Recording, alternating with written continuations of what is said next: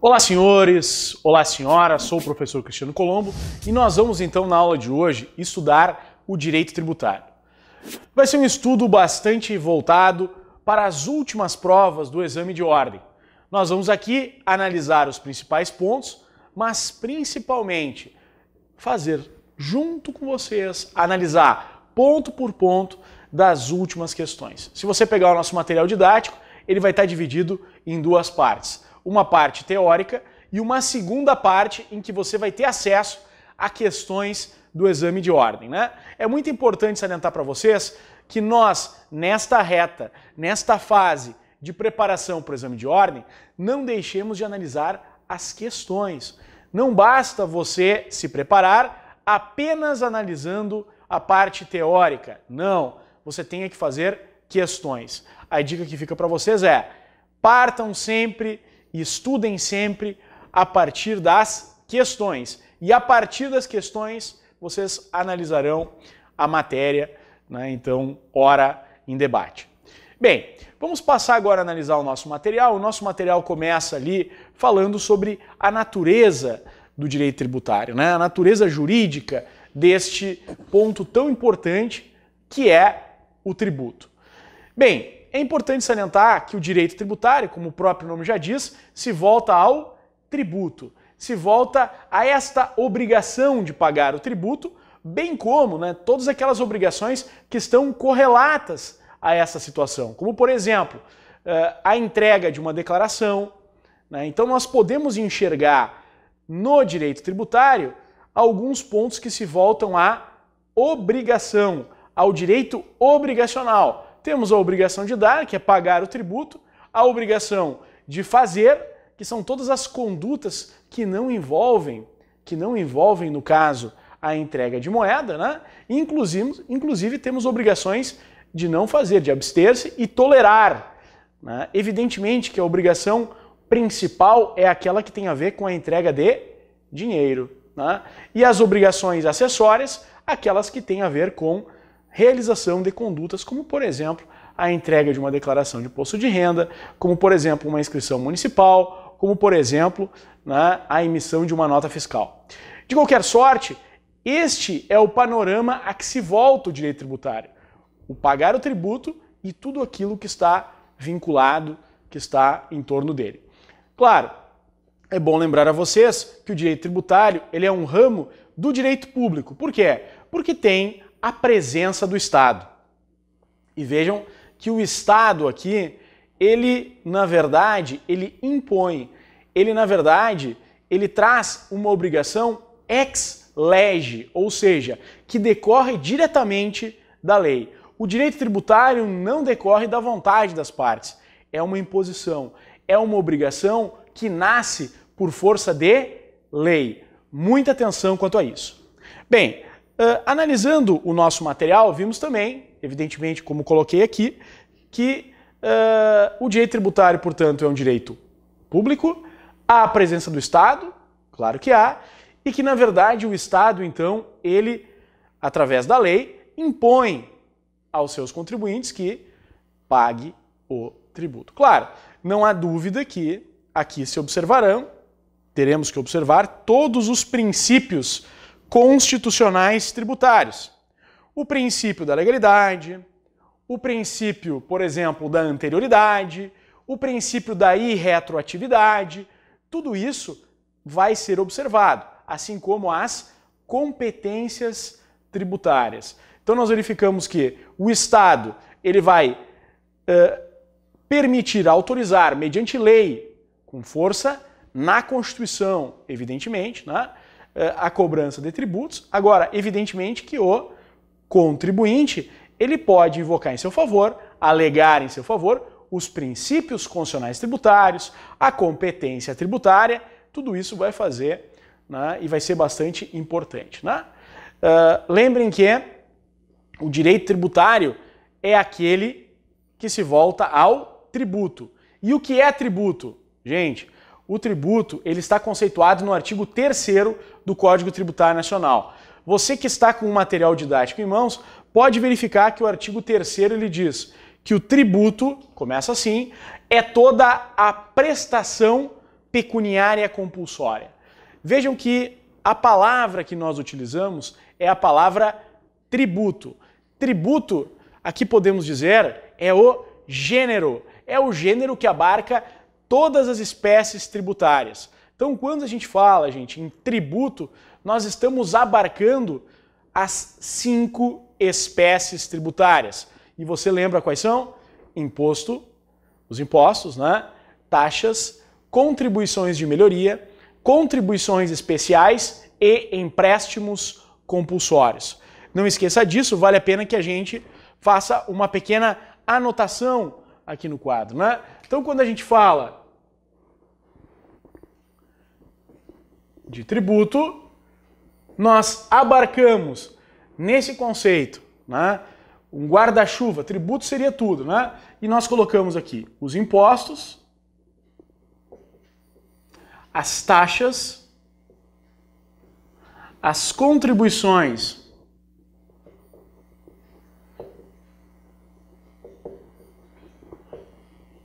de melhoria, as contribuições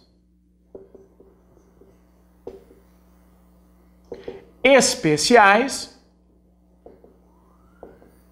e os empréstimos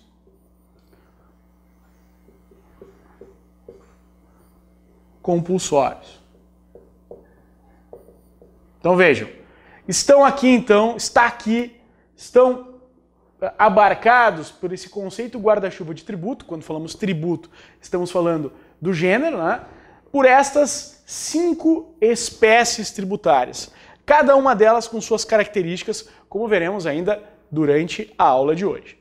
Bem, importante salientar aqui a definição, portanto. Começa-se falando de tributo. Então, quando esse artigo 3º fala de tributo, ele está falando de todas as espécies tributárias. E o tributo é toda a prestação pecuniária. O que quer dizer isso? Na verdade, ela é uma prestação em dinheiro. A palavra pecuniária vem de pecus, que significa gado, que foi uma das primeiras moedas, né? Então, a origem da palavra pecuniária é, na verdade, a sua moeda, o valor em dinheiro. Então, é toda uma prestação, é toda a prestação pecuniária e compulsória, obrigatória.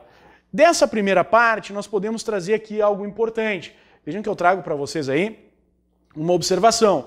Se esta prestação pecuniária, e ela é pecuniária, como se diz, como o próprio nome já diz, nós daqui já depreendemos 2 hipóteses, 2 situações em que nós não poderemos aceitar que este tributo seja pago em serviços. Então, anote aí, não é possível, não é admitido que o tributo seja pago com serviços.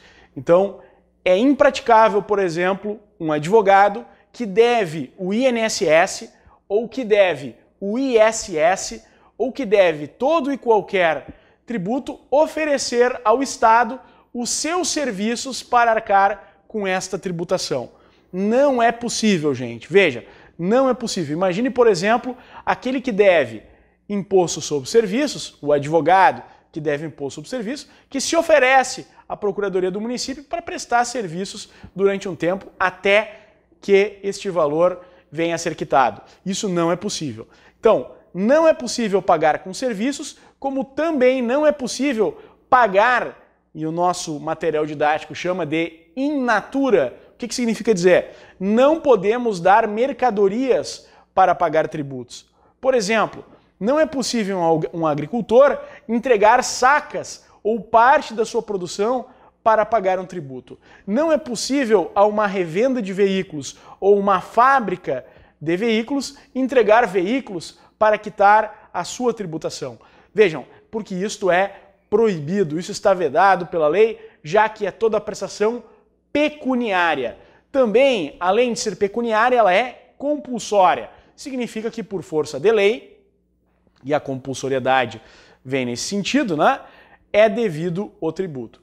Não é, na verdade, aqui uma análise, vejam, lembrem disso, estando no dispositivo legal, deve ser cumprido.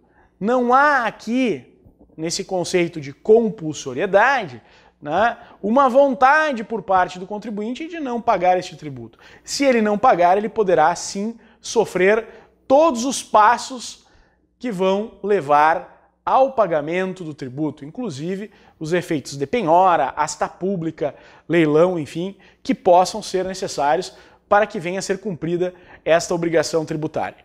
Bem, além disso, então, inadmissível in natura, inadmissível in labore, além disso, algo importantíssimo que vem sendo muito perguntado nos exames de ordem. Primeira coisa, gente, olha só.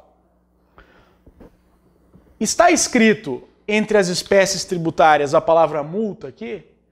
Não está. Portanto, a multa, ela não é um tributo. Anota isso, que isso é muito importante. A multa, ela não é um tributo. Por quê? Porque tributo não é sanção de ato ilícito. Ou seja, você não paga tributo porque está sendo penalizado. Não é verdade isso, né? Embora alguns façam um mega drama em relação a isso. Mas não é, né? Na verdade, você paga tributo para quê? Para o custeio dos serviços públicos, né? Essa é para que haja o bem comum, para que a sociedade, né, possa oferecer aos seus cidadãos os serviços, custeá-los. Então, para isso que se paga tributo. Mas, vejam, a multa, ela não é uma espécie tributária, né? A multa é uma penalidade. Pode haver uma multa no inadimplemento de um tributo? Pode. Ela pode estar juntamente naquela cobrança? Pode. Mas a multa é diferente do tributo. Até vou colocar aqui no canto para você, ó. Multa diferente de tributo.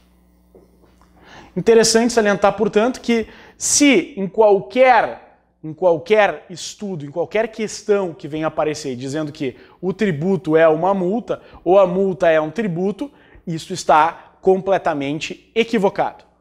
Mas, nesse sentido, é importante que nós analisemos alguns pontos importantes. Então, o tributo não é sanção de ato ilícito, não é uma pena. Portanto, multa diferente de tributo. Agora, para você de casa, eu vou contar uma breve história que vale a pena a gente falar aqui, para que você entenda, então, para que você compreenda algo que caiu numa das últimas provas do exame de ordem, né? A questão do exame de ordem que tratou sobre essa matéria explorou uma antiga história romana, né, que tratava da existência de dois imperadores, né, um imperador e seu filho, na verdade, né, Vespasiano e Tito, né? Vespasiano, um imperador que, em dado momento da história de Roma, resolveu cobrar tributos, né, para a utilização da cloaca pública, ou seja, para a utilização dos banheiros públicos romanos.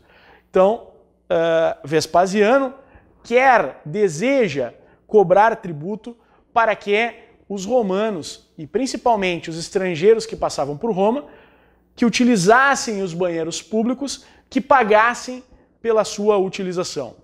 Tito, o filho de Vespasiano, não aceita essa cobrança, alegando que seria algo inconcebível para Roma cobrar valores sobre fezes, cobrar valores sobre urina. E diz ao seu pai que acha que isso não deve ocorrer. Vespasiano, como era o imperador, cobra esse tributo por um mês, junta todo esse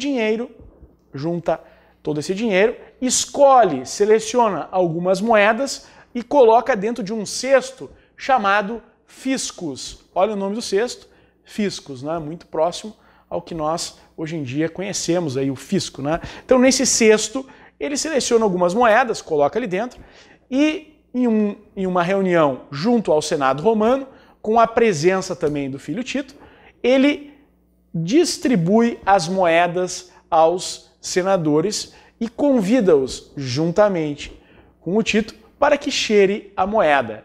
E ele pergunta a todos, olet, e todos cheiram esta moeda. Olet significa cheire, né?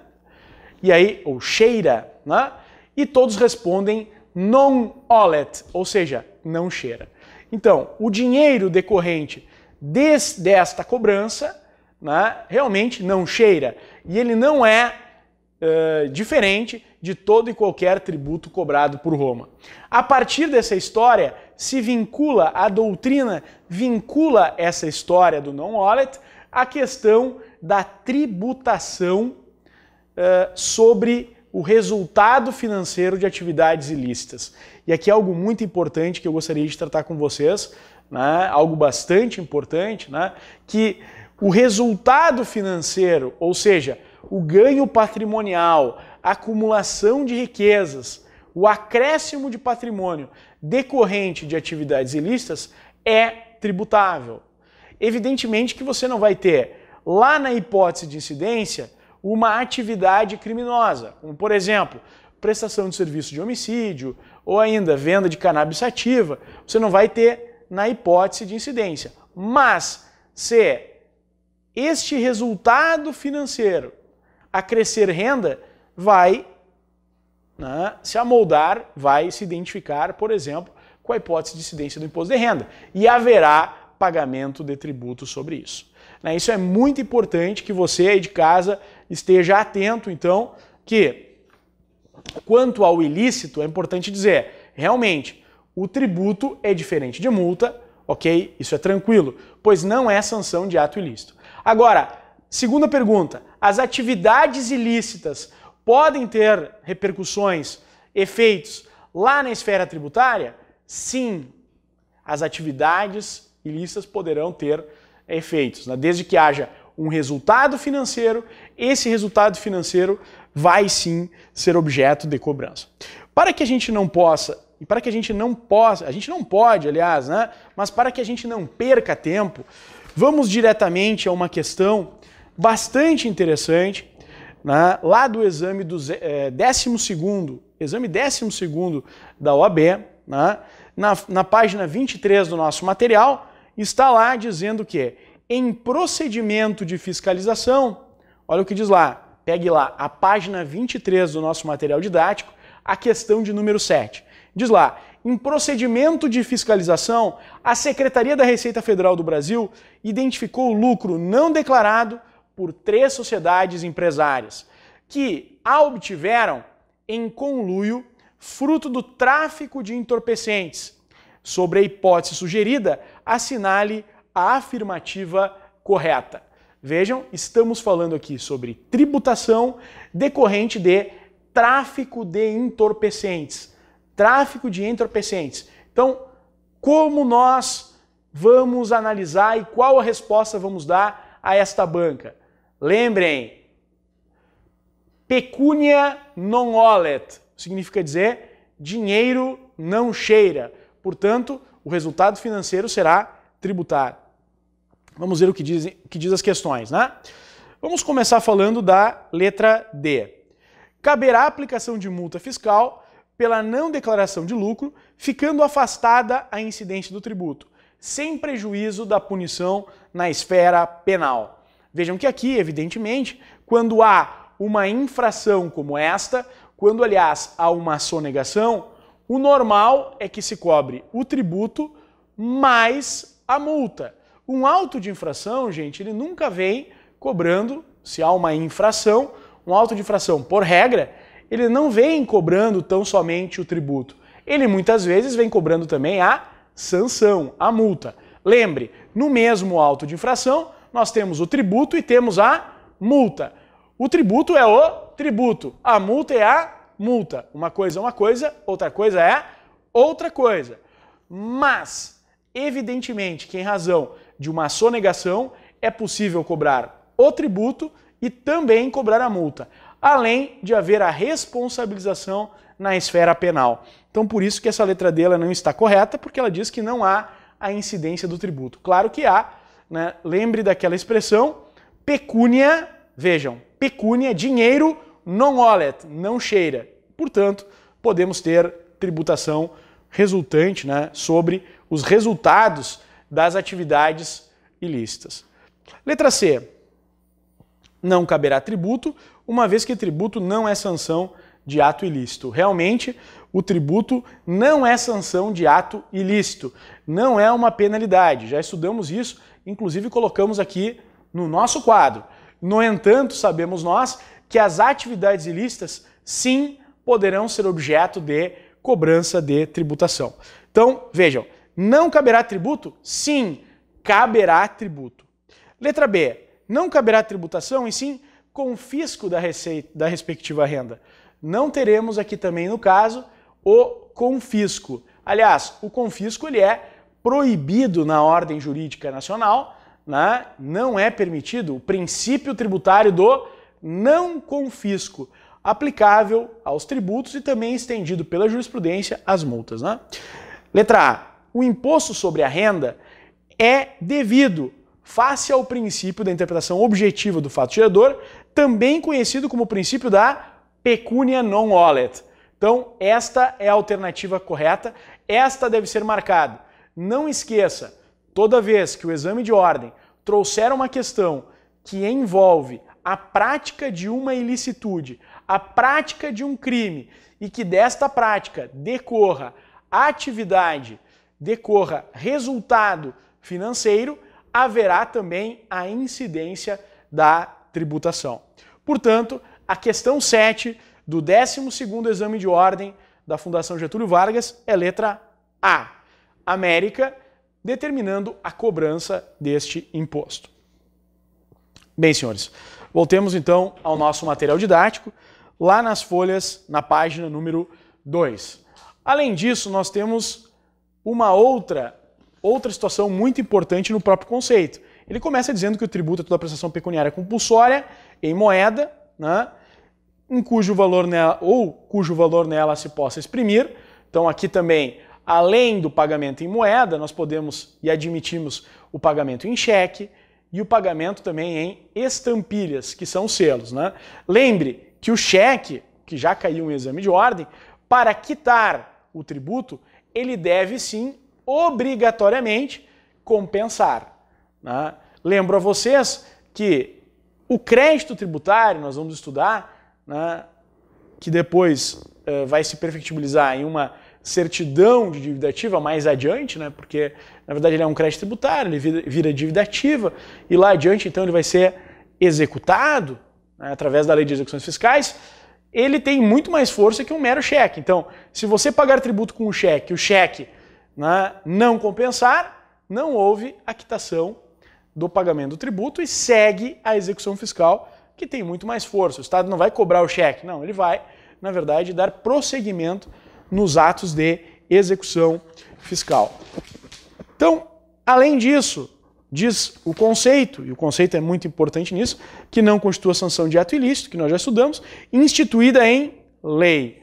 Portanto, o princípio da legalidade. E isso realmente é muito importante.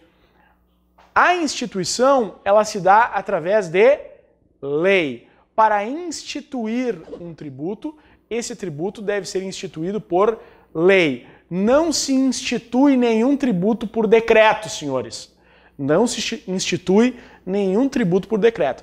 Pode acontecer, como nós vamos estudar, que a Constituição admita que por decreto se altere as alíquotas de determinados impostos. Nós vamos estudá-los, né? Por exemplo, as alíquotas do imposto de importação, imposto de exportação, IOF e IPI podem ser alteradas por decreto. Mas instituir estes tributos somente através de uma lei, que é o princípio da legalidade. E aqui nós já aproveitamos para dar a vocês a seguinte noção.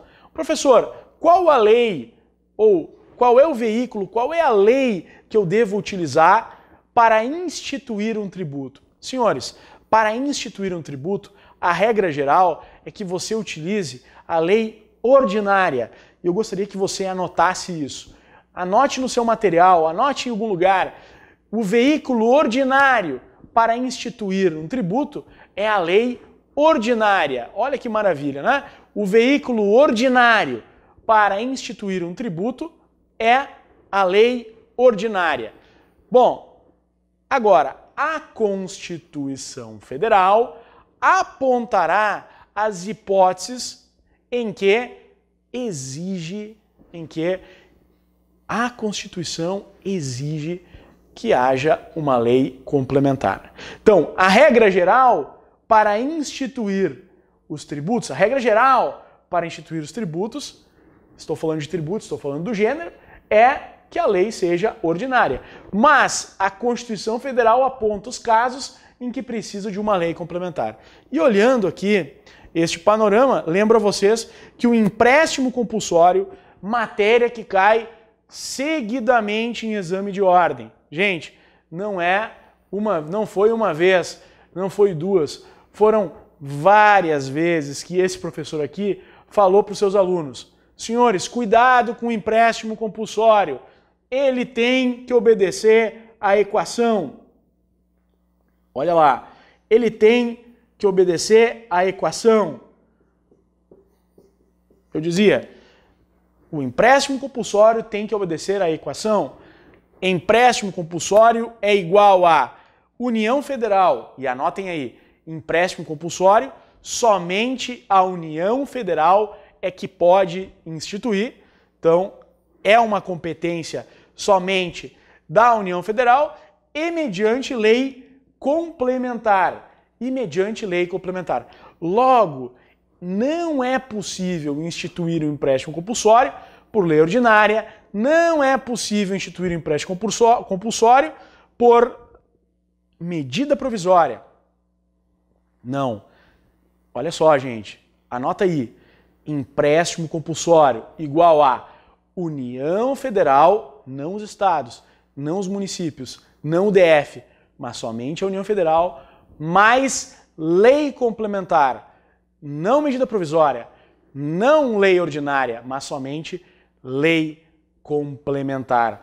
Isso aqui já vai ajudá-los muito em prova. Olha, sinceramente, senhores, desses longos anos que estudo o exame de ordem, né, e já fazem mais de 10 anos, inúmeras vezes já vi casos envolvendo estas afirmações. Gente, não é por medida provisória que você cria empréstimo compulsório. Não é por lei ordinária que você cria um empréstimo compulsório. O empréstimo compulsório, ele é criado através de lei complementar. E isso não pode ser enganado, você não pode, né, errar, o candidato não pode errar. Além disso, o mesmo artigo 3º do Código Tributário Nacional diz que essa atividade deve ser plenamente vinculada. Cuidado, ela não é discricionária.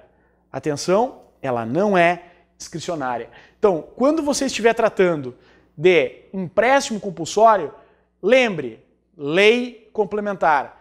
Quando você estiver tratando sobre a forma que deve ser cobrado, a forma com que deve ser cobrado, né, um tributo, lembre, plenamente vinculado. O que significa dizer isso? Que a autoridade fiscal, o servidor público, ele não pode, o agente fiscal, ele não pode fazer juízo, né, de discricionariedade, de conveniência e oportunidade para cobrar o tributo. Não.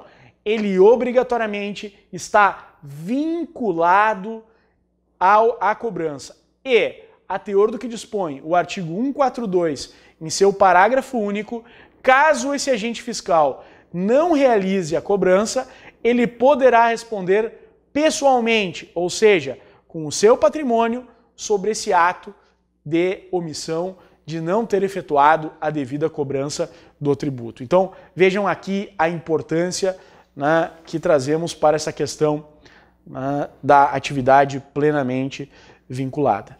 Aqui, senhores, é importante salientar também que cada uma das espécies tributárias, né, terá suas características, né? Nós vamos ver, o imposto ele é não vinculado.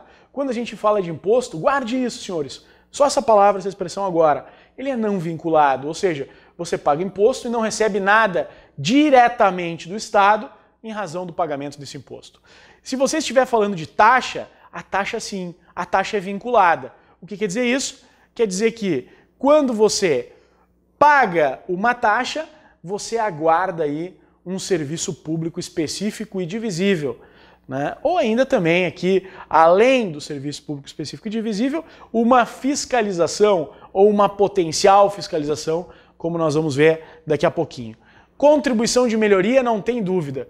Para se falar de contribuição de melhoria, você tem que tratar de obra pública. Anote aí, obra pública, né? Então, imposto não vinculado, taxa vinculada, contribuição de melhoria, obra pública mais valorização imobiliária. Vale a pena você escrever isso. Obra pública, vejam, não é a construção de um shopping center, não. Não é a melhoria e instalação de um condomínio no bairro, não. Não é a instalação de um supermercado na área próximo ao local, não. Aqui, para cobrar a contribuição de melhoria, tem que ser uma obra pública assomada à valorização imobiliária, ou seja, que haja uma valorização do bem em razão desta obra pública. Então eu tenho um apartamento e há por parte da União, por exemplo, ou do município, ou do Estado, a construção de uma praça. Então, próximo ao meu apartamento, que dá uma ótima valorização ao bem. Isto é uma obra pública mais valorização imobiliária. Temos também as contribuições especiais e os empréstimos compulsórios, né? Então, quando a gente fala de contribuições, a gente lembra da finalidade, né? Quando a gente fala de empréstimo compulsório, a gente lembra daquelas situações, né, do investimento público de caráter urgente, da calamidade pública e da guerra, como nós vamos ver daqui a pouquinho quando estudarmos eles em espécie. Mas aqui já fica a dica principal sobre essa temática. Por isso que a natureza jurídica do tributo é determinada pelo fato gerador da respectiva obrigação. Exatamente por esta situação que acabo aqui de referir. Além disso, cabe-nos aqui verificar, isso dá um pouquinho sobre a estrutura do sistema tributário, né? Qual é a estrutura desse sistema tributário nacional? Nós temos em seu ápice a Constituição Federal. E vale a pena aqui fazer uma referência e dizer aos senhores que a Constituição Federal, ela na verdade, ela traz o sistema tributário nacional, traz ali então um capítulo próprio, né, do sistema tributário nacional, em que ela, do artigo 145 a 162 da Constituição, traz ali, né, o sumo, o que há de mais importante em matéria tributária, que se encontra na nossa Carta Maior, em nossa Constituição da República Federativa do Brasil. E lá nós vamos verificar que existem, além, né, de um delineamento das espécies tributárias, encontraremos os princípios, encontraremos competência tributária, encontraremos também pontos que tratam aí sobre a repartição das receitas tributárias. O que é repartição? A repartição nada mais é do que especificar o quanto do tributo recolhido vai ir para um ou para outro ente tributante, né? Lembre, por exemplo, do IPVA. O IPVA, uma vez recolhido, de competência do Estado, não podemos esquecer disso, uma vez recolhido o IPVA, parte deste IPVA vai ser destinado ao próprio Estado e a outra parte ao município que emplacou o veículo. Então este é um exemplo de repartição da receita tributária. A competência tributária do Estado, mas a repartição com quem ficará o resultado desta cobrança, vejam, 50% para o Estado e 50% para o município. Logo, a Constituição Federal, portanto, ela traz, vejam o nosso material didático, os princípios gerais, as limitações ao poder de tributar, a competência para a instituição dos tributos e a repartição das receitas tributárias, né? Então, vejam a importância disso e como o direito tributário, ele não somente se preocupa em arrecadar, não é a finalidade dele tão somente arrecadar, mas ele deve ser visto também como um arcabouço, uma defesa ao contribuinte como um direito fundamental, no sentido de ter que pagar, adimplir aquilo que exatamente a lei determina, não sendo inconstitucional e não sendo ilegal. Mas vamos adiante. Vejam que aqui nós temos um ponto importante, que é o Código Tributário Nacional. O Código Tributário Nacional, ele é uma lei, se nós olharmos lá no site do Planalto, formalmente uma lei ordinária. Olha só, o Código Tributário Nacional formalmente, ou seja, se olharmos no site, se olharmos no Planalto, qual é a espécie, qual é o meio que foi utilizado para que o Código Tributário Nacional viesse, fosse editado, publicado, enfim, e hoje tivesse vigência, nós, e tem vigência, né? Nós verificamos que está escrito lei ordinária. No entanto, atenção, no momento em que a Constituição Federal diz de forma expressa que as matérias, a teor do que preceitua o artigo 146 da Constituição Federal, e diz que normas gerais em matéria de legislação tributária cabe à lei complementar, o Código Tributário Nacional foi elevado ao status de lei complementar.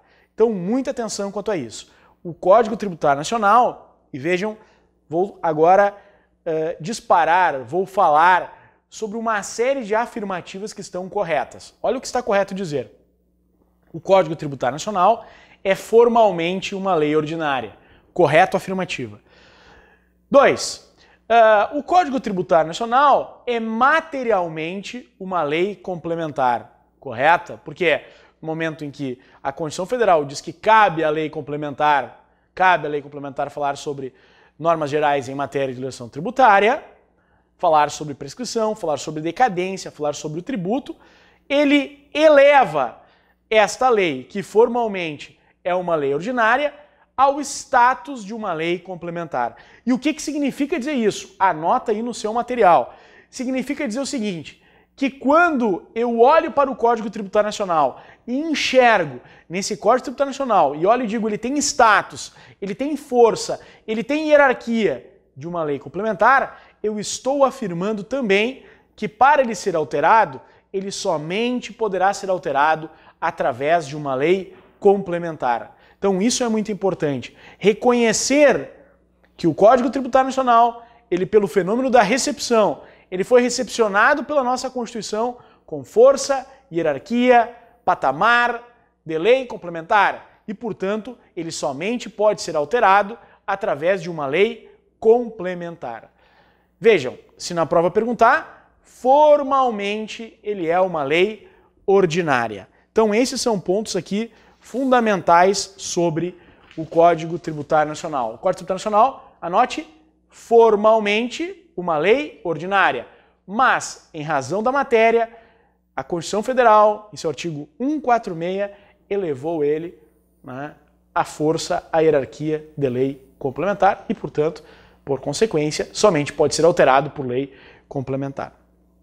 Logo depois disso, senhores, nós temos aí as espécies de tributo. Olha só, as espécies de tributo. E agora a gente vai fazer um estudo um pouco mais aprofundado daquele inicialmente realizado com vocês, né? Vejam que nós falamos do tributo e falamos aqui, essa é a primeira espécie tributária que vamos passar a analisar, vamos falar um pouco sobre os impostos. Os impostos são não vinculados, né? O que quer dizer não vinculado? É que nós pagamos e não temos uma retribuição direta em razão disso. Não há uma atividade, olha só, não há uma atividade específica do Estado em nosso favor. Na verdade, no imposto, o fato é do contribuinte. Ou seja, em razão de algum fato, de alguma situação que manifeste riqueza, nós acabamos tendo que pagar este imposto. Então, um proprietário de um automóvel que manifesta riqueza, um fato do contribuinte, ele, por força de lei, vai pagar IPVA, que é um imposto, certo? Pagamos IPVA, pagamos imposto de renda, pagamos ITR, pagamos os IS, né? E não recebemos diretamente nada por isso. Diz a doutrina, né? Lembro aqui uma palavra de Roque Carrasa, que diz o seguinte, que não há nenhuma relação direta de troca e utilidade em razão do pagamento do imposto. Então, por isso, o imposto ele é conhecido como não vinculado. Nós temos aí algumas espécies, né, alguns impostos, e até eu trouxe para vocês aqui na página 4, interessante você pegar ali a página 4 e encontrar ali que os impostos incidem. Olha ali, diz assim, os impostos incidem. Sobre o que os impostos incidem? Primeiro, sobre o comércio exterior. Então nós temos aqui tanto impostos de importação como impostos de exportação. Impostos de importação e impostos de exportação. Estes que se voltam basicamente ao comércio exterior. Também temos impostos que se voltam ao patrimônio. Ora, e são vários, né? O IPTU, Imposto sobre Propriedade Territorial Urbana. Este de competência do município. Só para lembrar, o II, que é o Imposto de Importação, e o IE, que é o Imposto de Exportação, de quem é a competência? Lembrem, a competência aqui da União Federal. Imposto de Importação, Imposto de Exportação, União Federal. O Imposto de Propriedade Territorial Urbana, lembrem de quem é? IPTU, né? De quem é? Do município. Temos ainda aqui outros, o IPVA, que também é sobre propriedade de veículos automotores do Estado. Muito importante aqui, né, a gente fazer essa referência. O ITR de competência, isso não tem como mudar. O ITR, a competência dele é da União. Não esqueça disso e anote isso. O ITR, a competência dele é da União. A capacidade ativa, ou seja, a possibilidade de arrecadar, pode sim ser atribuído ao município, se houver um convênio. Mas, isso é matéria, gente, isso que eu estou falando para vocês é algo muito importante mesmo. Se cair na prova de quem é a competência do ITR, não é do município. A competência do ITR é de quem? Da União Federal. Agora atenção, olha essas duas frasezinhas aqui para você poder entender bem. Primeira frase. A competência do ITR é da União Federal.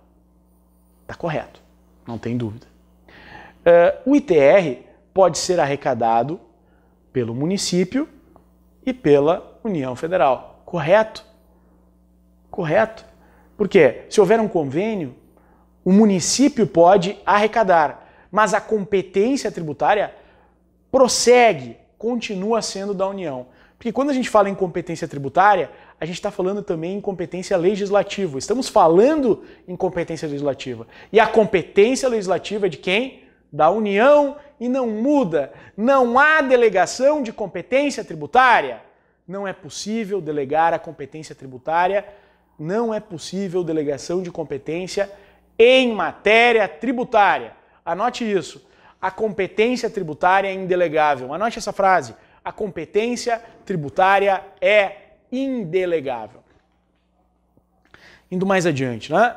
Falamos aí dos impostos sobre o comércio exterior, IE, falamos sobre o patrimônio, IPTU, ITR. Podemos aqui também lembrar do IPVA. Então, todos eles impostos sobre patrimônio. Imposto sobre prestação de serviço. O ISS, Imposto sobre Serviço, é o ISS. O ISS, na verdade, vai incidir sobre a atividade profissional do advogado, por exemplo. O ISS, ele vai incidir sobre toda e qualquer prestação de serviço, especialmente aquelas que estão elencadas, né? Que estão elencadas na lei complementar, em lei complementar. Né? Nós temos aí o anexo da lei complementar, que trata do ISS, que vai trazer de forma bastante direta, né? Vai trazer de forma bastante direta, então, quais são os serviços que vão estar diante de ISS. É o que refere a Lei Complementar 116 de 2003 em seu anexo. Então nós vamos ter ali, na Lei Complementar 116, a lista dos serviços, que vão, né, enquadrar-se como ISS. Anote aí, Lei Complementar 116, em especial o seu anexo. Bem, indo mais adiante, temos o imposto sobre a renda. O imposto sobre renda da União Federal, cobrado da União Federal, vai se dar sobre os acréscimos patrimoniais. Muita atenção também quanto a ele. Claro, o imposto de renda, conhecemos nós, o imposto da União Federal, competência da União Federal. Imposto sobre produção, produtos industrializados. Os produtos industrializados, quando há industrialização, nós teremos aqui também a incidência do IPI. O IPI, vejam, falar de produção é falar de todo o nosso Brasil, de falar de nação. Então, produção, nação, união. Não esqueça isso, o IPI também é da União. E, claro, os impostos sobre operações de circulações de mercadorias, que é o ICMS. Aqui é importante a gente salientar, gostaria muito de trabalhar com os senhores esse ponto. Quando a gente fala de ICMS, vejam, a gente fala de ICMS, vamos deixar bem bonito aqui,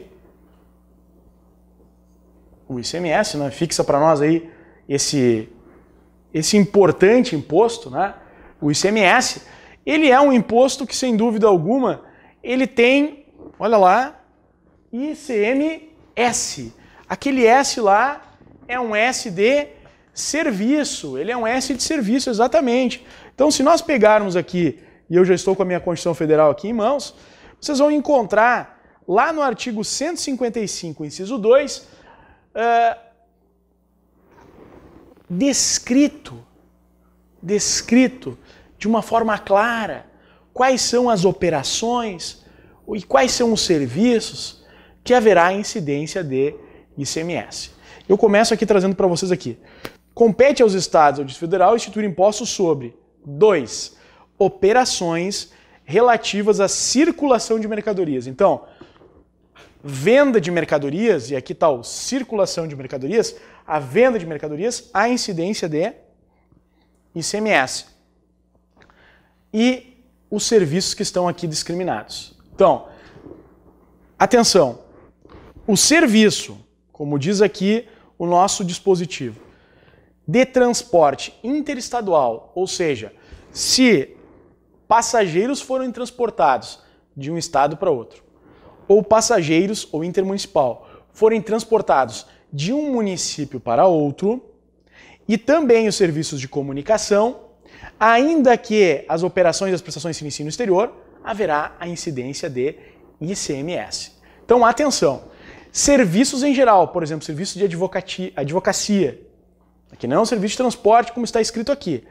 Os serviços, de modo geral, a tendência, e não só a tendência, mas à luz da lista anexa à Lei Complementar 116, você pode pegar lá e vai encontrar no seu Vademecum exatamente a Lei Complementar 116 de 2003, que vai ter em sua lista anexa todos os serviços que estão ali. A regra geral é que os serviços que ali constam, haverá incidência de ISS. Mas, conforme nós verificamos, existem serviços que serão, que sobre eles haverá incidência do ICMS. E quais são eles?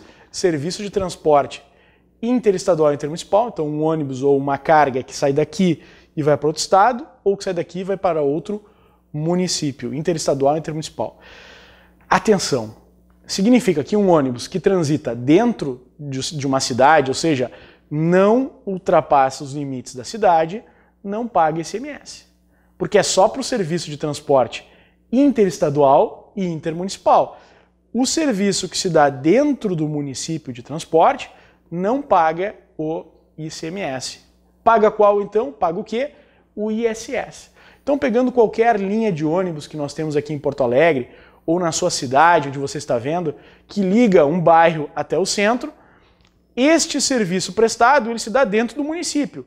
Logo, o imposto que será cobrado ali é o imposto sobre serviço. Agora, se você tiver na sua cidade, um ônibus que lhe leva de uma cidade para outra ou de uma cidade para outro estado, você deverá pagar, haverá a incidência, você suportará, na verdade, como um contribuinte de fato, você suportará o ICMS, certo? E além disso está ali também os serviços de comunicação. E aqui eu lembro a vocês, bons exemplos aí de serviços de comunicação. Posso trazer para vocês um bom exemplo, a telefonia O telefone é um serviço de comunicação, ele acaba ligando, né, o emissor, o receptor e a mensagem, então ele tem o serviço de comunicação, a telefonia. O que está escrito lá na nossa conta? ICMS, exatamente em razão disso.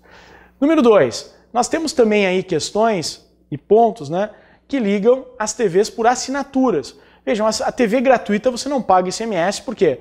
Porque não tem nem onerosidade, então não tem sobre o que incidir. Mas a televisão paga, a TV fechada, a cabo, por assinatura, você vai ter pagamento. Por quê? Porque aí nós estamos diante de uma situação que envolve, com certeza, né, um serviço de comunicação, né, que tem onerosidade. Então, haverá pagamento de ICMS. Né? Gente, para a gente poder enxergar bem esse ponto, né, vamos agora ir no nosso material didático e lá nós já vamos enxergar exatamente questões que tratam diretamente sobre esse ponto. E até eu queria dizer para vocês que